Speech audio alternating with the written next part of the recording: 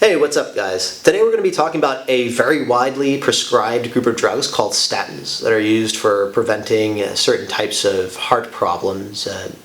If you're watching this video, most likely you're already either on one or had been on in the past, but even if you hadn't, you've probably heard of them. We're going to be talking about a certain side effect that is very common with those drugs. They're called statin-associated muscle symptoms. It's basically a pain that, and it can differ in severity. Some people it's just kind of a nuisance, but for some people it's so severe that they report this very intense burning to where they have trouble walking essentially. And funny enough, for a long time, a lot of the medical establishment basically pretended like they didn't exist. Like it was sort of like, hey, this is probably all in your head.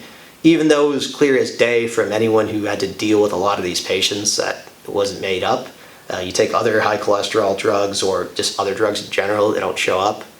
So, of course, as soon as the patent of Crestor and Lipitor expired, oh, okay, well, maybe there are some of these symptoms, whatever, man. So, is what it is.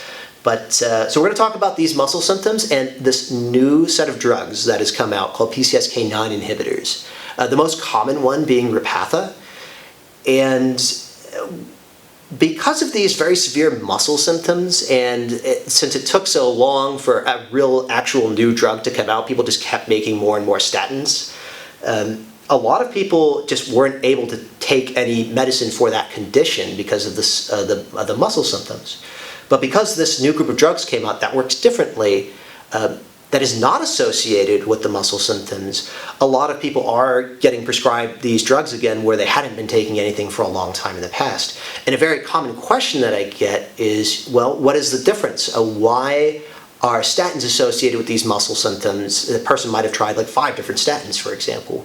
Yet this Repatha or these other PCSK9 inhibitors, how are they not associated with the muscle symptoms? So that's what we're going to talk about today. We're going to talk about how these drugs work and why these newer drugs are not associated with the muscle pains that are associated with the statins. First, we're going to do a quick recap of how these drugs work. I promise it will be relevant. So statins work by blocking cholesterol synthesis in the liver, and it also theoretically increases something called LDL receptor. So what LDL receptor is basically like a little structure that's on the liver that grabs cholesterol out of the blood. It's like a little eel that grabs LDL cholesterol out of the bloodstream and therefore lowering the blood cholesterol.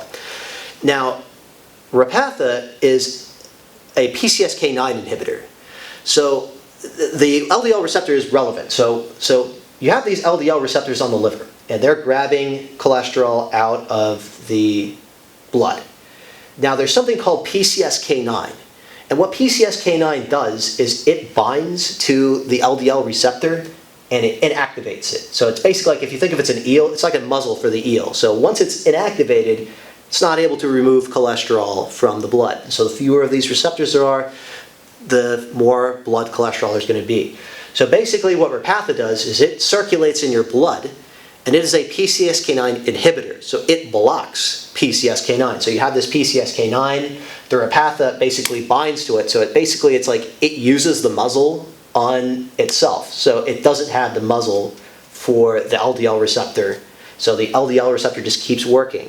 So the more LDL receptors there are, the more blood cholesterol gets taken out into the liver and then it's processed. So that's how those work. So a question that people would have is, well, what is the difference between blocking cholesterol in the liver and blocking PCSK9 that causes the muscle symptoms of the statins, but not on Repatha? So that's a very good question.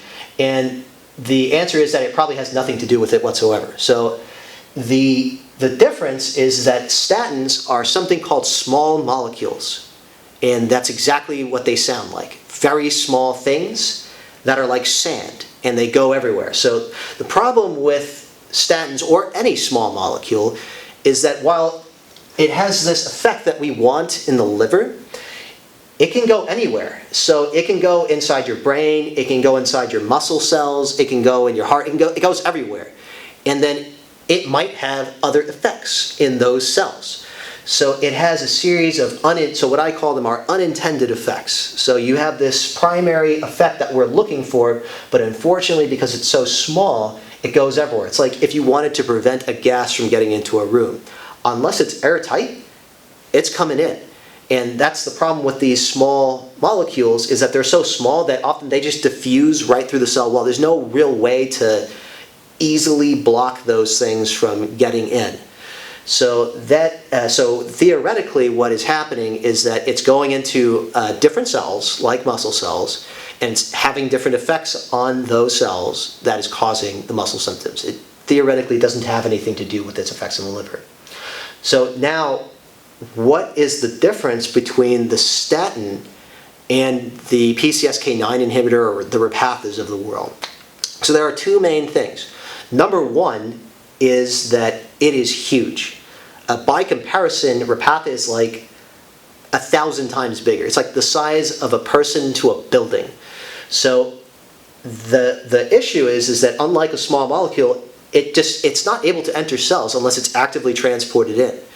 So even if it were to have a lot of other effects inside of cells, it's not able to activate those effects because it's not able to get into cells. So it just circulates in the bloodstream or in certain other areas, and because of its large size, it's just not able to diffuse into a cell or into an area where we don't want it unless it gets help. So that's number one. Number two is that it is something called a monoclonal antibody.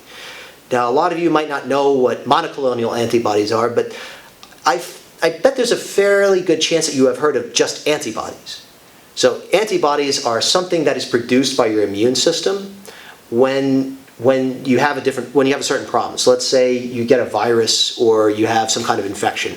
Well, your body will produce antibodies to that specific infection, and they will attach to it, and that's how your immune system knows to activate a certain response against that specific thing, right? When you have an immune or an antibody response, you make antibodies just to that specific thing. If you made antibodies to attach to everything, well, then you would attack yourself. So that's basically, without going into how the immune system works, that's basically how the immune system is able to be so specific in its targets. It targets this thing and this thing alone. So basically what they do with a lot of medicines is they take that specific, the ability of the immune system to make a very specific target. So it's able to target this virus, and it's able to target this virus and nothing else, and this bacteria and nothing else.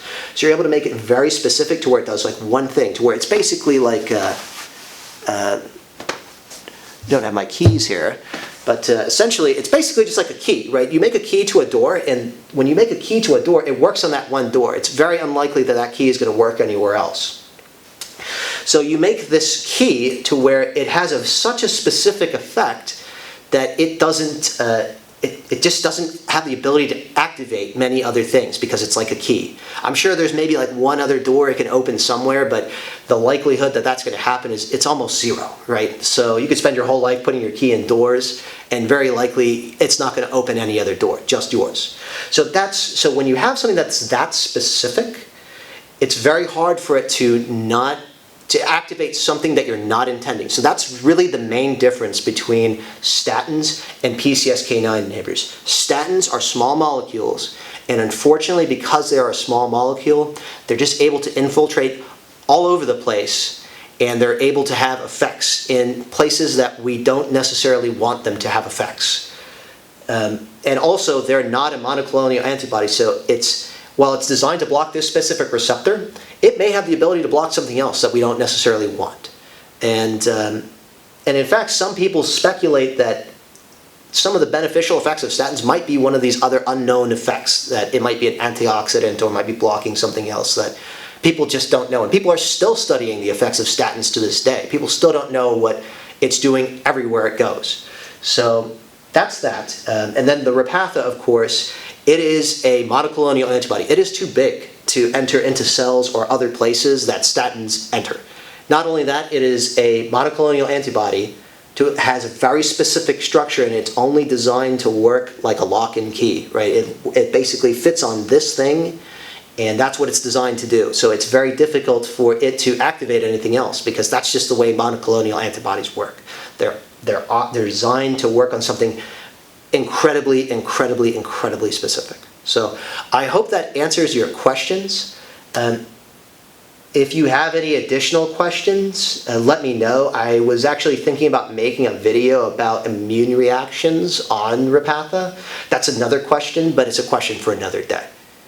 Before I go, I wanted to throw a quick mention to sustained meds. So for Repatha, it used to be a really difficult drug to get covered. And this is a drug I have a lot of experience with. I have to say, I have to be the foremost expert in getting this drug covered. It used to be, when it first came out, the denial rate was like 80–90%, something like that.